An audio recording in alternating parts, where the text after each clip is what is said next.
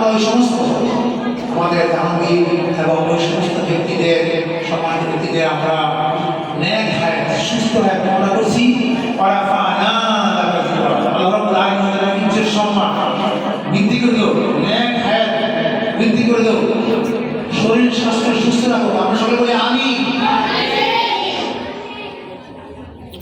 আর শরীরপাড়ায় আমরা যারা বসবাস করি, আমাদের মুরব্বীরা বসবাস করেন, বিশেষ করে আমার সত্তর আজম বড় ভাই, উনি এখন আমাদের সিনিয়র ডক্টর শাহাবুদ্দিন রাজ, ডক্টর শাহাবুদ্দিন ছিলেন, এই দুজনই আমাদের বেশি সিনিয়র। আলহাজ সিরাজুল হক মিয়া, আমরা বিশেষ করে এই মুরব্বীদের জন্য দোয়া করব। সম্মানিত উপদেষ্টা মণ্ডলীর সদস্য সিরাজুল হক সাহেব, ডাক্তার শাহাবুদ্দিন সাহেব, মাদার মোতালিম সাহেব এবং আমার বড় ভাই আছে মাজিদুল হক সাহেব, তারপর আমাদের এই আমার সরকারি ঢাকা শরীফপাড়া জামে মসজিদের সম্মানিত সভাপতি,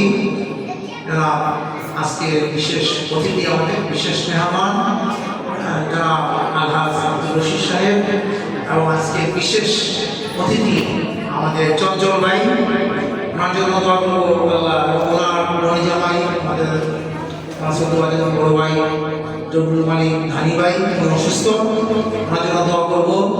ওনার সন্তান মানে ক্যান্টিনে আছেন, আমেরিকাতে আছেন, ওই জায়গা থেকেও আমাদের অনুষ্ঠানটি ঘুরে নেয়।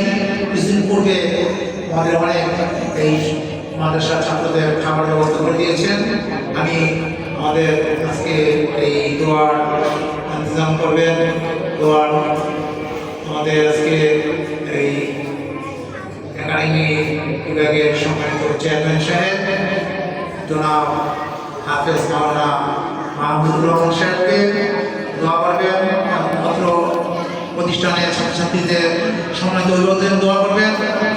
এবং আমারও বাবা মা নাই এবং দাদা দাদি যারা নাই, শ্বশুর শাশুড়ি, আমার বড় ভাই বোন, আমাদের এলাকায় অনেক গরিবরা চলে গেছে।